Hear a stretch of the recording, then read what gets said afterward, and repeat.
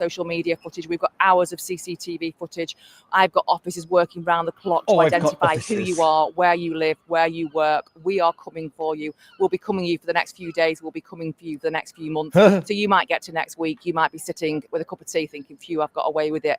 Please let me reassure you, you haven't got away with it. We are coming for you. You will feel the full force of the law. I want to reassure the communities that we are absolutely able to cope with what's going on. We have got 8 PSUs here in Merseyside today. So what do I mean by a PSU? Each PSU has 1 inspector, 3 sergeants and 21 officers.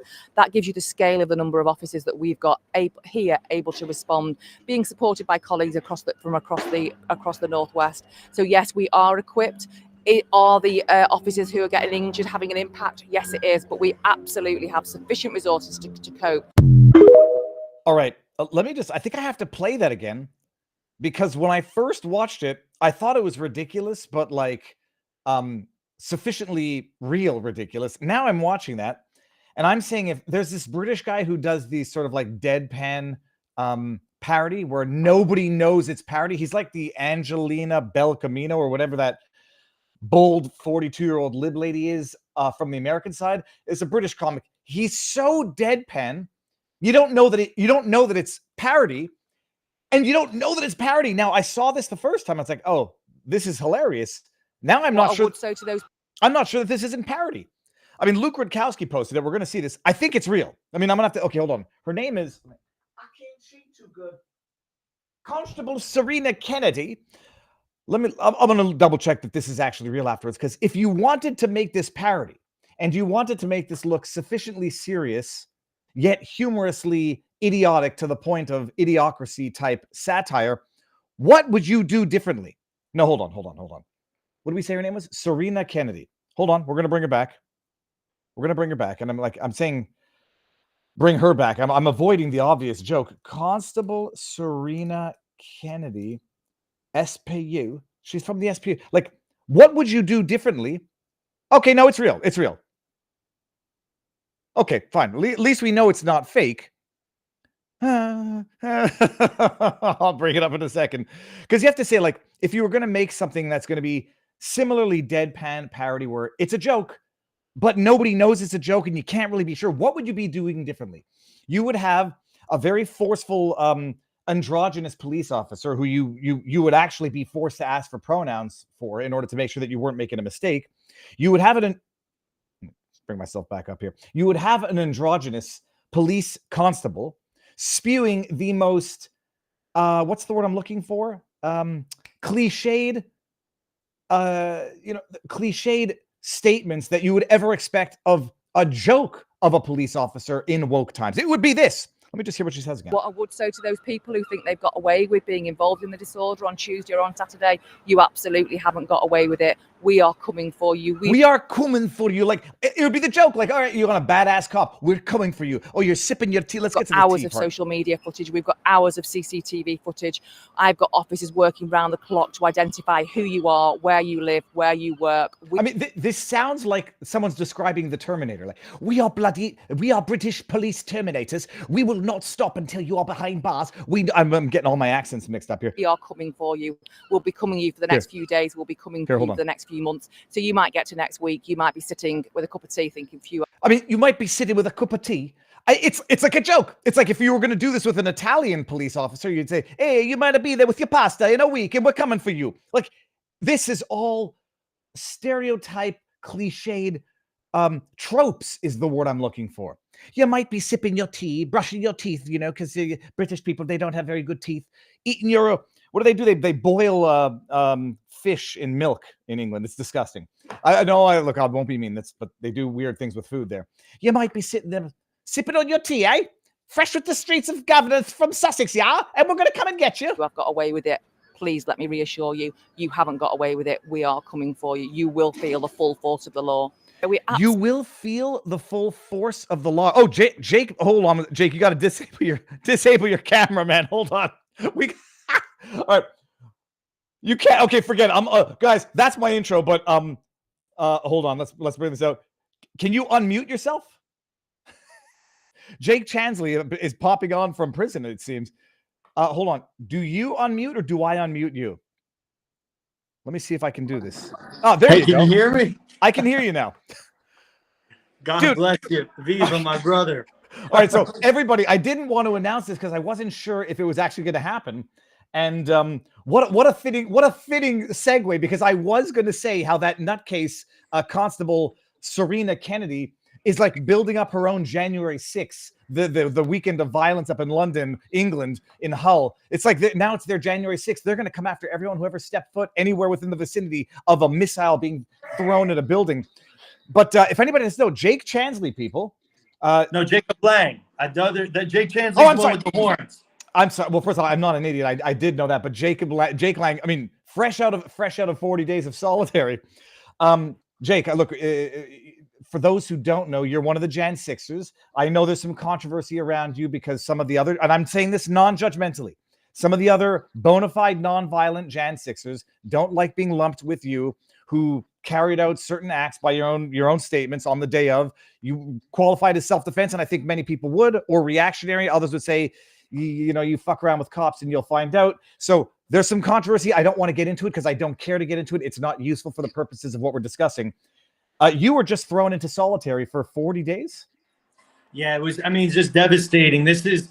I've been explaining it this way. This is kind of like the end game approach, like the final stages of what a tyrannical regime, a Marxist regime, will do to a political prisoner. Eventually, if you get further down enough the evolution, like of being a political prisoner, of speaking out and refusing to shut up and sit down, then eventually they'll just toss you in a hole and throw away the key. They'll cancel your legal visits. They'll put you in a cell that reeks of feces and urine. They even put me at one point with an MS-13 gang member, and that was right when he was listening to the radio, and that was right when Trump was calling out the MS-13 gang members. And so you've got this, bona fide MAGA Trumper in a prison cell with an MS-13 gang member who's been convicted of multiple murders, and he's like, your president, the guy that you're voting for, the guy that you're rooting for, is in like a diametric opposition to me and my cause. And so it was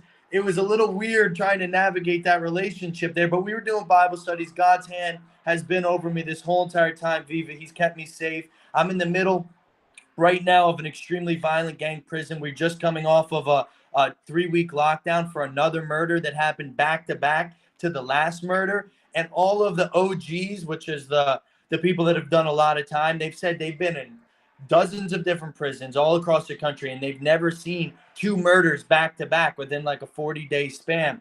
Where I'm at is the most violent prison in America by far. And I just posted another thing on my Twitter. A federal judge refused to send another inmate here. He said he's actually commuting his sentence because this is a barbaric facility. That's the words of a federal judge. Where are you? I'm in Brooklyn, MDC, Brooklyn, New York. I'm in the hood. I'm in a federal prison in the hood. And now, Jake, I'm going to present things from not from both sides, just like I'll preempt what people's critique is. I'm not getting into the controversy of you, and your role on January 6th. You've been locked up since you've been arrested. It's been 3 years now, 2.5? 1,300 days, going on 3 years and 9 months now. Okay. I was arrested 10 days after January 6th, held without bond. I've been denied bond 3 times. I have no criminal record.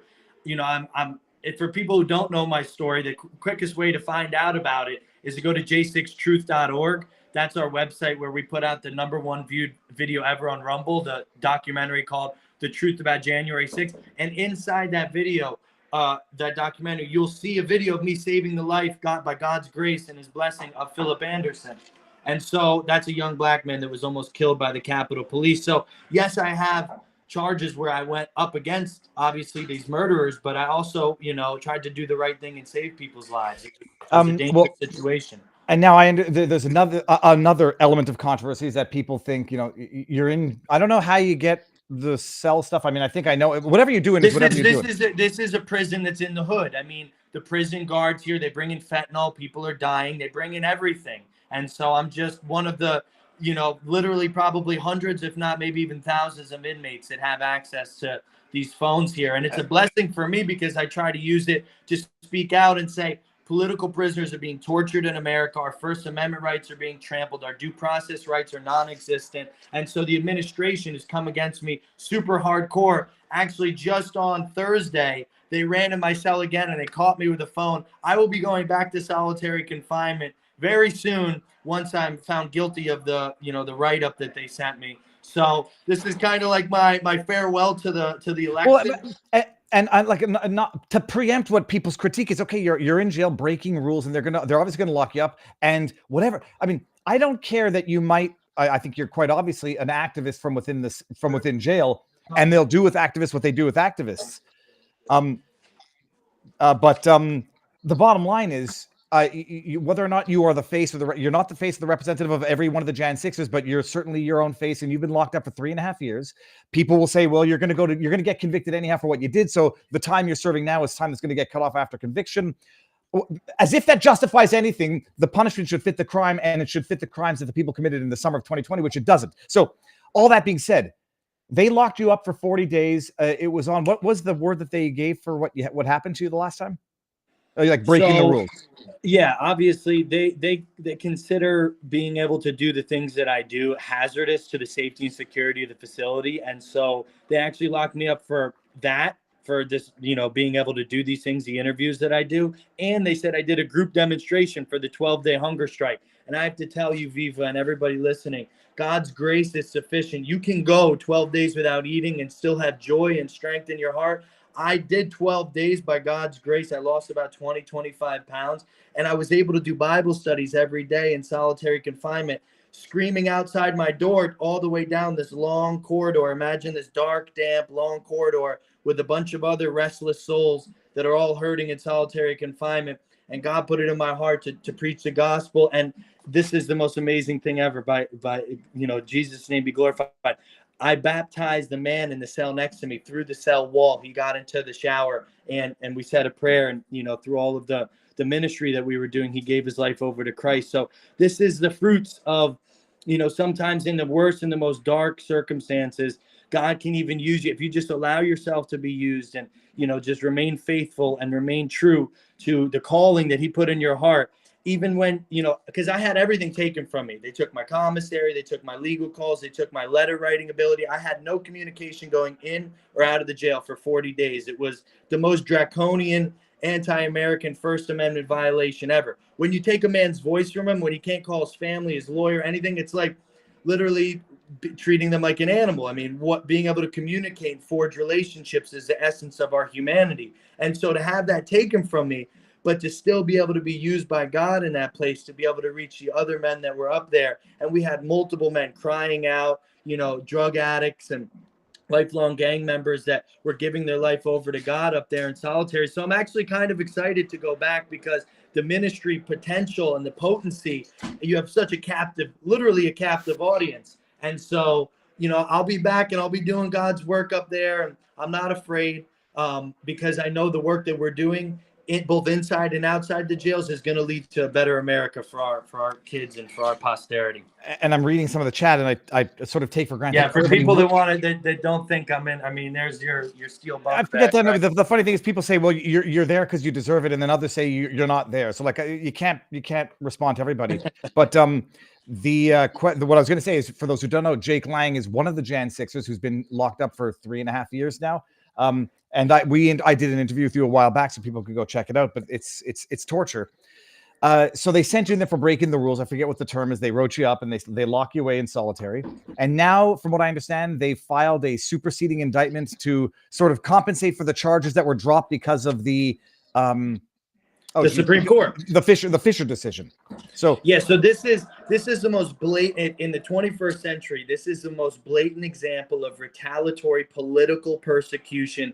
The prosecutors are now becoming political pawns for the Democrat Party, and where the DOJ took the biggest black eye ever that it's ever had. Over 360 of their convictions for this 20-year maximum felony 1512 charge, and the charge that they put on Donald Trump. The Supreme Court struck it down. It's a massive blunder. It shows the overzealous and overreaching capacity of the federal prosecutors. And so we won in Supreme Court, but they weren't allowing us to just get a big notch under our belt like that.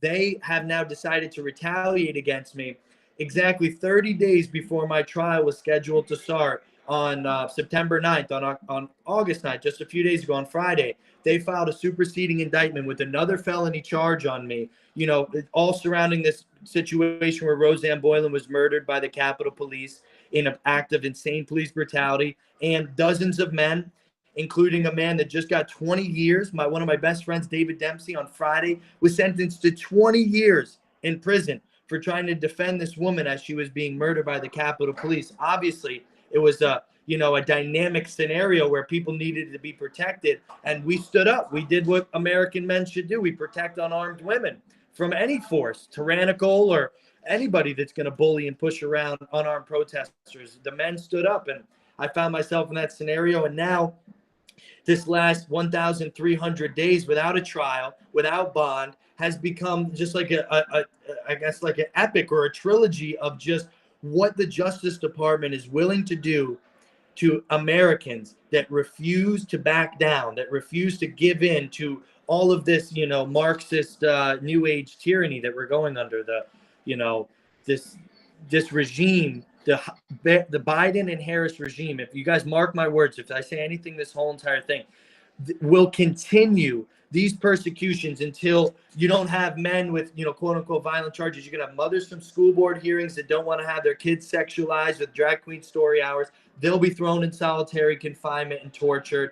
There's an evolution going on here. First, they come for the Jan Sixers, then they come for the conservatives, then they come for the Christians, and eventually we're living in some type of, autocratic, 1984 George Orwellian style society where everybody's afraid to speak out, to protest, to exercise their rights, because the government will come and trample you down. And that's what we're living in. That's the example they're trying to make of me and the Jan Sixers, so that you don't exercise your rights.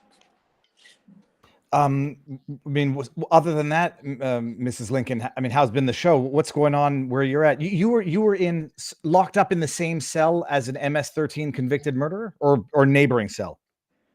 So as soon as I came off my hunger strike, I was in solitary confinement for 2 weeks. Then they put me in the cell with another man, and then they switched me from that cell to the MS-13 gang member. He was 6'4", about 270 pounds, but he knew God. He'd been repenting for his sins for a while. He's, stepping back from his life in MS-13. He was like, 40-something years old. He had a whole entire life story of just incredible tragedy. And we read the Bible every day together. But at the end of the day, you have to think that they don't know this man's heart. All they know is that MS-13 members behead people. And he was in segregation, not because he did anything wrong, but because MS-13 gang members are not allowed in general population. They're actually listed, same as I am, as domestic terrorists in this new regime. They've labeled them as domestic terrorists. So they put one domestic terrorist, a Jan Sixer, with another one because we had similar tags in the BOPs, their different way they classify people. And so literally they're putting me with, I've been cellmates with ISIS members. I've been cellmates with MS-13 members. They put me with, the most violent and extremist foreign, literally terrorists, because they're trying to classify me the same way, just an American with no criminal record who stood up to defend our constitutional republic on January 6th. This is the treatment we're getting. And if you don't vote for Donald Trump, America, everybody listening, then you can expect this to happen and exacerbate to more and more and more of your fellow friends and citizens, not just the Jan Sixers. It will happen to everyday Americans that are being plucked up for posting the wrong thing on social media. One day, one of your loved ones could get stuck in a cell with an MS-13 gang member for making the wrong post on Facebook. If we allow this to continue. Now we're seeing it in the UK, and we're seeing it everywhere, the slow creep of statism, totalitarianism, whatever you want to call it, and the disparate treatment of similar crimes in as much as you even committed one. I just pulled up the article. 20 years for the other guy. Molotov cocktail lawyers out of New York. What did they get? A 1-year plea deal. I'm not even sure if it was that by the end of it. What can people do? Where can they reach you, and what can they do to help? So what we want to do right now, guys, is we want to completely mobilize on the front for Donald Trump, because we've spent a lot of money, millions of dollars, getting lawyers and helping out Jan Sixers for 3-4 years now. the gig is up. The money is best spent donating to Donald J. Trump, because I mean, of course, we'll take help with the commissary. Our families need emergency family funds. People are losing their houses, their cars are being repossessed, families are being ripped apart by the United States government. But we are at such a disadvantage in a Washington, D.C. courtroom. The prejudice and the slant against us is so, I mean, we've done studies on this. We literally hired out, paid $15,000 to a polling firm. And that data, if you want to pull it up on the shared screen, is on J6changeofvenue.com. We did a change of venue motion, and it shows that literally 70% of Washington, D.C. residents, who is our jury pool, says no matter what somebody did at the Capitol, J6changeofvenue.com. Yeah, there's the polling data. If you look at some of this data, 70% say no matter what somebody did at the Capitol, even if they stepped on Capitol grounds, they deserve to be in prison, do prison time.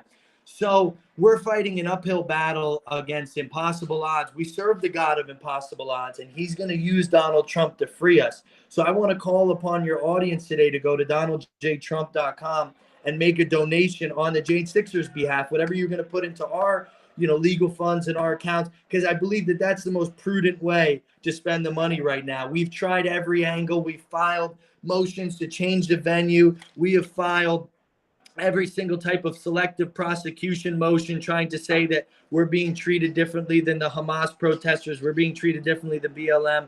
None of it's worked. The judges have become blind to justice, and not in a good way. And the jury pool is so tainted that we need your help getting Trump in. So go to DonaldJTrump.com, donate there. If you want to help out the Jan Sixers with our commissary, the website's sponsorj6.com. All right, man. And one last question. Did you see the video of Trump barely escaping the assassination attempt?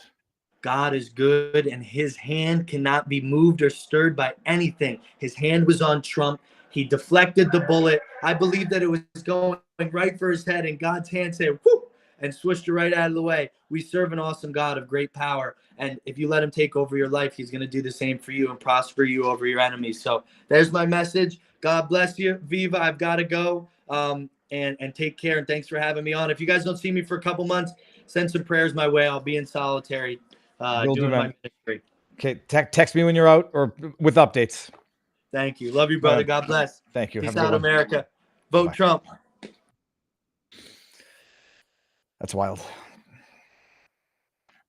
Okay, so that was the unexpected. I thought that I wasn't sure if it was going to happen because we were timing, and just so you all know, I'm trying to work now on a fixed schedule. So I'm going to go for the 12:30 to give or take 2 o'clock time slot, and that's going to be the time slot that I'm going to try to stick to consistently. Because if I get one, not criticism, but one piece of constructive advice, it's Viva, get a time slot so people know and stick to it.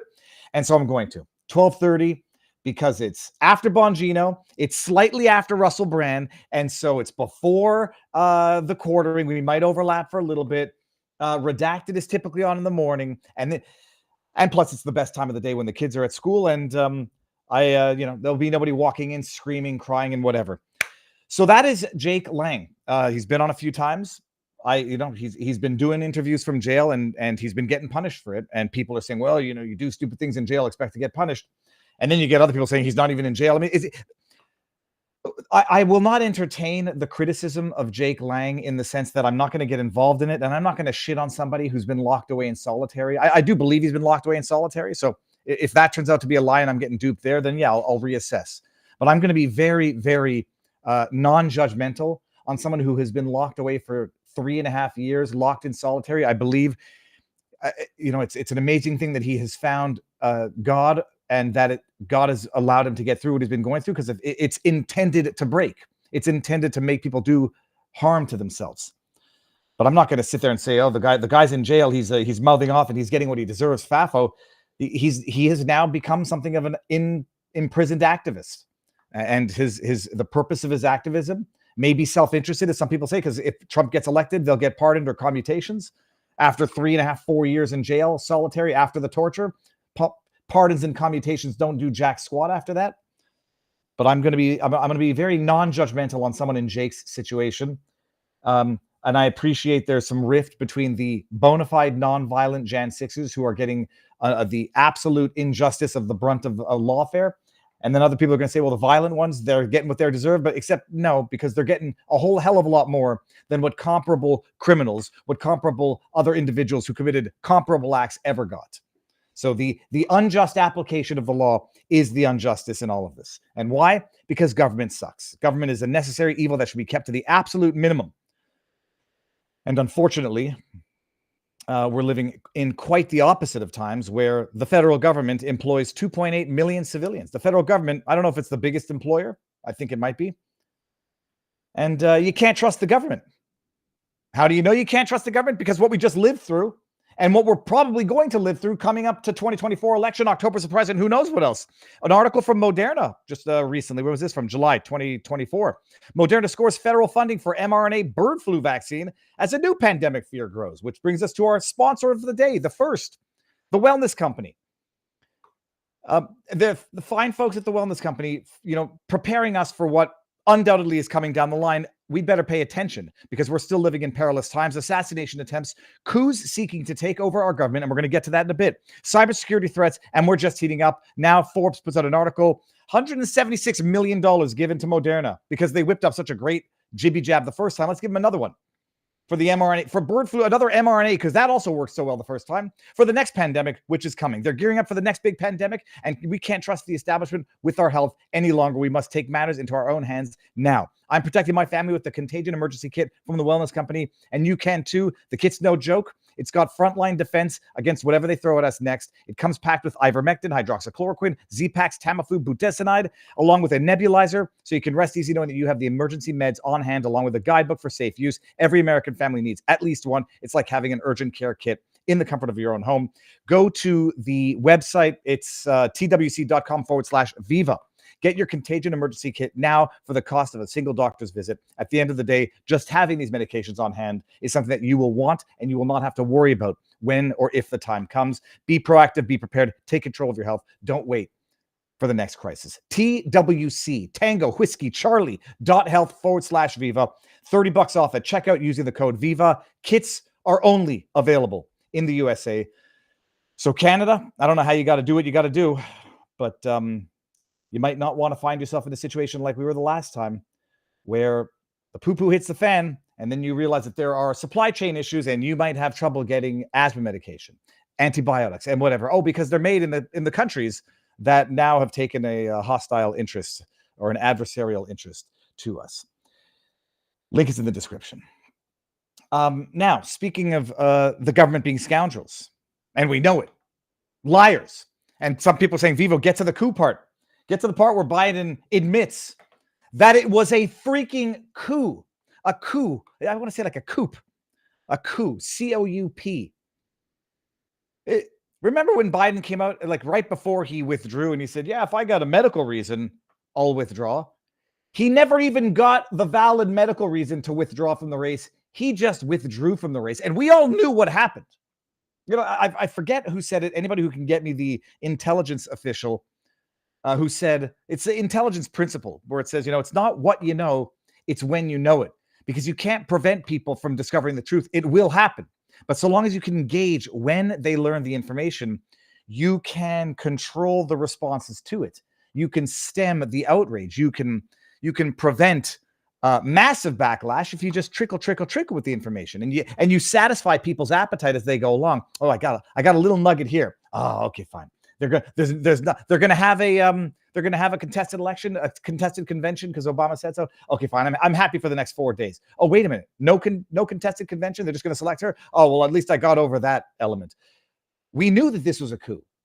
We knew that Joe Biden was forced out. He's a stubborn old man who did not want this to be his legacy. But then we started seeing how they were persuading Biden, just showing him what the future is going to look like. If you back out Biden, we're going to AstroTurf your legacy. It's going to be a great legacy. We're going to tell the world you were the greatest president ever and you withdrew for the benefit of America.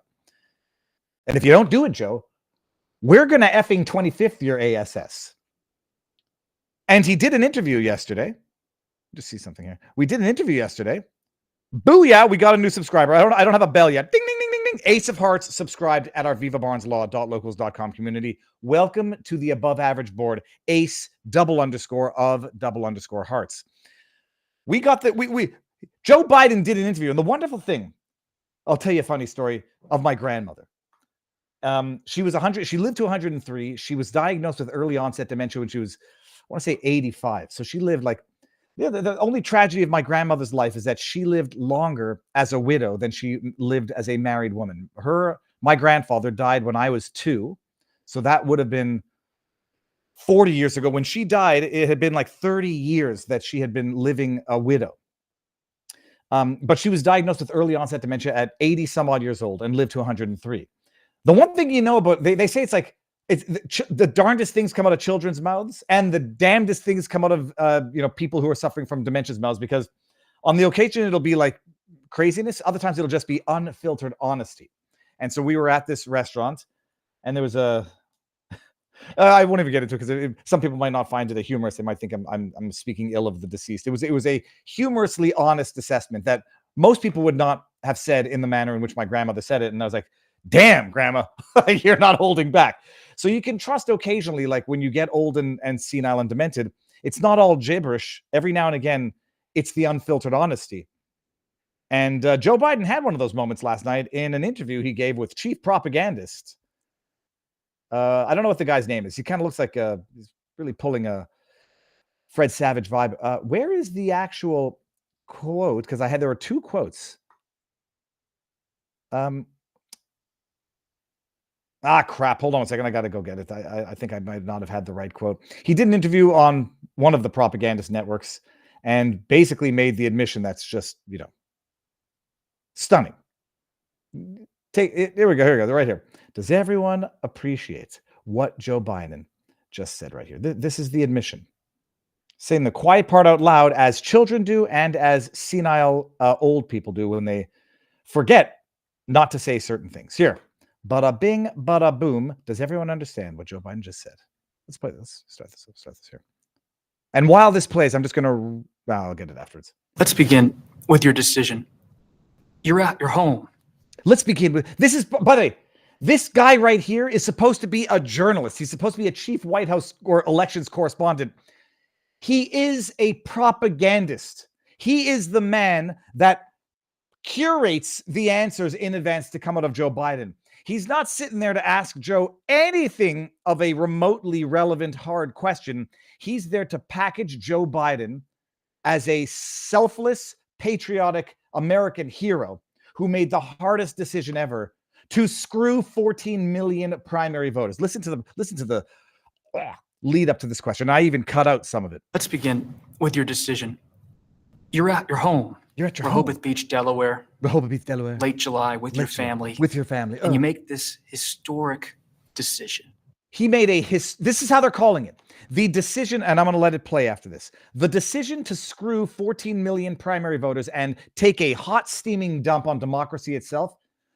It's when Joe Biden does it, it's a historic decision. If Trump were to do it, it would be an insurrectionist election interference decision. Now I'll shut my big mouth. Enjoy. Let's begin with your decision. You're at your home, Rehoboth Beach, Delaware, late July with your family, and you make this historic decision. Tell me the story. Look, the polls we had showed that it was a neck-and-neck race. Would have been down to the wire. But what happened was a number of my Democratic colleagues in the House and Senate thought that I was going to hurt them in the races. And I was concerned if I stayed in the race, that would be the topic. You'd be interviewing me about why did Nancy Pelosi say, why did someone, and I thought it'd be a real distraction, number one. Let's begin with your decision. You're at your home. You're at your Rehoboth home. Beach, Delaware. Rehoboth Beach, Delaware. Late July with your family. With your family. And you make this historic decision. Tell me the story. Look. Well, look is not how you start an answer to that question, which was not a question. Tell me the story. Tell me a story, Grandpapa. Can I touch the hair on your legs, Joe, while you tell me the story? Well, look, listen to what he says. The polls we had showed that it was a neck-and-neck race. The polls we had showed it was a neck-and-neck race. I'm saying what he's saying as if you can't hear it for some reason. Would have been down to the wire. But what happened was a number of my Democratic colleagues in the House and Senate thought that I was going to lose. And they thought that the democratic process that led to you winning the primaries when they said you're good for another 4 years, sharp as a tack, cogent. They realized, holy shit, you're not going to win now because you got your ass handed to you in that debate, so much so that everyone now knows what we've been telling them for the last 3 years was a bald-faced lie. So we're plucking you out. What it was a coup. Who was behind the coup? going to hurt them in the races. Down ballot, by the way. Down ballot. They're like, oh shit, you're no longer helping us down ballot. Get the F out. But I was elected. We'll 25th your asshole, Joe. Who's behind it, though? And I was concerned if I stayed in the race, that would be the topic. You'd be interviewing me about why did Nancy Pelosi say, why did someone, and why did I thought it'd that be a real distraction, number one. It would be a distraction. Yeah, it would be a distraction. How they lied about your health. It was a coup orchestrated by Nancy Pelosi. And, by the way, what other coup did Nancy Pelosi start or have a hand in? Maybe a little bit of the January 6th insurrection lie coup. He just said everything out loud. We had the primaries. I won. They no longer thought I could win. And they basically said, get the hell out. Otherwise, it's going to be, every news cycle is going to be about how you're losing, how you're demented, how you're old. You're not down ticket. It's hurting. Get out. What are we going to do? Well, Obama came out and said we're going to have an open convention in August in Chicago when they all knew that Kamala really couldn't be the replacement. But then they all got in line like good statists, fascists, tyrants do. They got in line and they said, now it's party over country and Kamala is the future. I know none of you like her. I know you all think she's a toxic, idiotic, DEI scumbag, lying hoe. If I'm quoting, what's his face, Steven Crowder. Did you all see Steven Crowder's apology? Classic. He's like, when I called her a lying whore, I should apologize for the whore part. That suggested that she had sexual intercourse for some form of political profit. And I had no reason to come to that conclusion, notwithstanding the connection to her sleeping around with Joe, what's his name? Willie Brown, and ascending in politics. I'd like to extend my whole heartfelt apologies to Kamala Harris. They all knew it, and it took them a little while to get everyone in line, but they did. They got behind Kamala and finalized the coup. Period. Oh, the her tapes. Hold on, that's funny. Little Lamsey, if I can bring it up here. Little Lamsey says the her tapes must be really, really bad. I mean, just imagine that the her tapes are as bad as the debate. Imagine that the her tapes are as bad as that video right there, which, if you notice, by the way, is still edited. I mean, it's supposed to be like an authentic one-on-one interview. First of all, that guy really channels a pervy Fred Savage, not even like a young, attractive Fred Savage. Also, just so you know, when I was a kid, in our school yearbook, they said I looked like Fred Savage. But I got to play another clip from this, which is absolutely wild, and you'll also notice something. Again, saying the quiet parts out loud. Here, this part right here. Listen to this. And I did some real forensic analysis, which I'll share in a second. But just listen to this clip where Joe Biden, as you have your unfiltered truth-telling device, it runs both ways. And it seems that Joe caught himself after he said probably what he meant.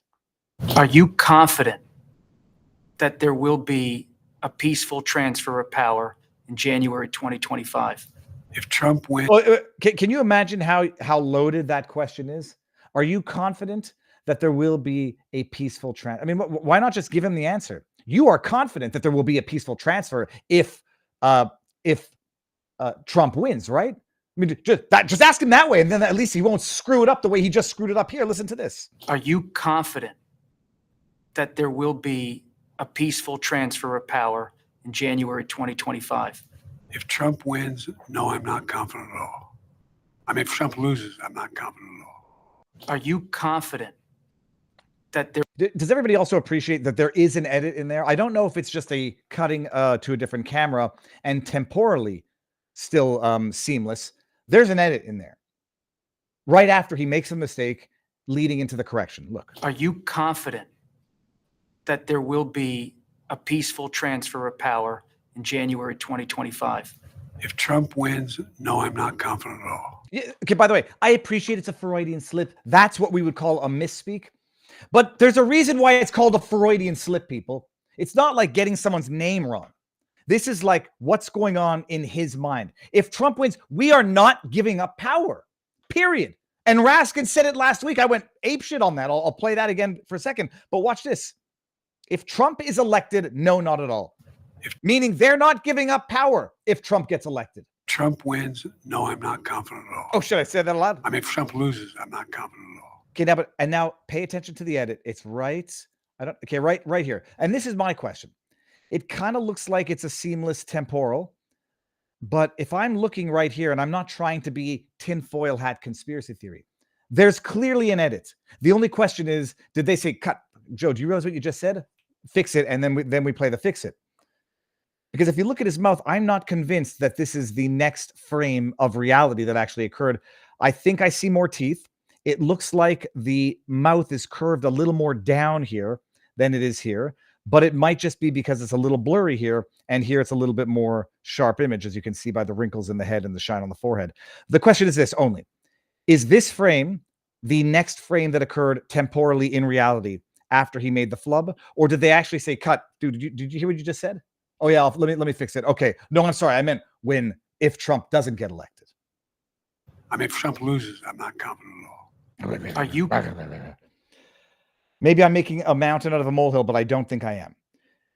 And just to pad or to add some support to the fact that that's not just an innocuous, innocent Freudian slip. It would be a Freudian slip if there were no, I don't know, other context in which other politicians, said other things specifically in terms of how they're going to do that, people. And I put together this little montage, including the full clip from the interview at the end, so no one accuses me of cutting something short and taking something out of context, because I don't ever want people having the basis to say that. And anybody who does say that is a liar. Listen. Are you confident that there will be a peaceful transfer of power in January 2025? If Trump wins, no, I'm not confident at all. So it's going to be up to us on January 6, 2025 to tell the rampaging Trump mobs that he's disqualified. And then we need bodyguards for everybody in civil war conditions. And then I play the clip at the end here, just so are you video. Can you who the hell does Jamie Raskin think he is? It's going to be up to us, Congress, to say, no, idiots. Oh, you thought you just elected Trump? No, dummies. He's disqualified. We couldn't disqualify him before to keep him off the ballot. Now we're just going to disqualify him after he was on the ballot and you voted for him. And Biden out there saying, yeah, if Trump is elected, there's not going to be a peaceful transfer of power because Jamie Raskin said there wouldn't be last week.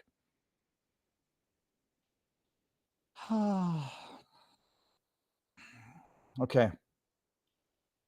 We're going to go over to Rumble and Locals exclusively in a second, but before we do that, and speaking of keeping the blood pressure down and staying healthy, because to quote the villain out of The Princess Bride, if you don't have your health, you have nothing. No joke. You got to stay healthy and you got to remain healthy, because the health is the most important thing on earth that you really only truly appreciate. God forbid if you ever have a compromise to your health. So stay healthy. It means exercise, eating healthy, getting your raw fruits and veggies in every day. And if you can't, although you should, and even if you do, you should still have a healthy habit. Field of Greens. We all want to feel healthy and energetic, but most of us are running on fumes. And exercising and eating right just becomes another thing on our to-do list. But I'm telling you, it doesn't have to be that hard. It doesn't. Just do it. Get out there and exercise. Eat healthy. And take your Field of Greens. It's whole organic fruits and vegetables, no extracts and no lab-made stuff. Just one scoop. It gives you real simple nutrition. Field of Greens feeds your body with fruit and vegetables medically chosen to support your health, vital organs, and immune system. Steady energy throughout the day, no afternoon crashes, better sleep. Even my stomach feels better. It's got all the good stuff to get healthy gut. And you swap out unhealthy habits for healthy habits is the most useful thing on earth. I have an expression like life is a question of addictions, and it's a question of substituting the unhealthy addictions for the healthy ones. We are creatures of habit, so make sure you get the good habits and sub out the bad ones for the good ones. Field of Greens is my go-to for getting my nutrients I need, even on the bad eating days, which I don't have very many of. Go to fieldofgreens.com, and if you don't like it, you can return it for a full refund. 15% off your first order, so make it a big one. Free rush shipping. fieldofgreens.com. It brings you to Brickhouse Nutrition. Promo code VIVA. The link is in the description. That's code VIVA, fieldofgreens.com. Thank you to our sponsors. Show some love and help build that wonderful parallel economy that we absolutely need. Now, what I'm going to do before we go over to the other platforms, I'm going to give everybody the link to, well, everybody on Rumble, here's the link to Locals. Bada bing, bada boom. Everybody on YouTube, here's the link to Locals. Let me see if I missed any super chats or anything before we go. Hold on, bring it back up here. We got Cup of Sooth, who I know. He says, no balls, wall. Oh, I think we're getting into walls on the other side. We are. Freaking liars. The media lie to you, treat you like idiots. They tell you something's not true, and then when they can no longer deny it, yeah, it's true, but it's not a big deal.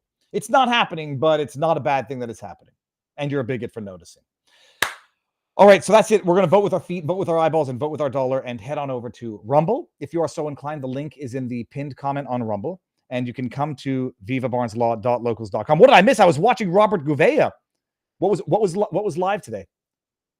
See, this is the thing, like a fixed schedule might not work. It obviously will not work when there are hearings to be broadcast, but we're going for it, people. If you're watching on YouTube later today, 12:30 daily, Viva Fry, but come straight over to Rumble because that's where the party's at. King of Biltong's in the house just in time before we go over to the only Rumble market. Good afternoon from Anton's 10% off with Viva 10 for your Biltong on BiltongUSA.com, AntonUSA.com for purchases that qualify for free shipping. Else, use code VIVA for free shipping. And we got Jabbery, who says, yay, David. Meat. I got mine in the fridge, actually. The ghost one is quite spicy. Okay, so now I'm going to end it on YouTube and Twitter and bring it on over to Rumble and Locals now.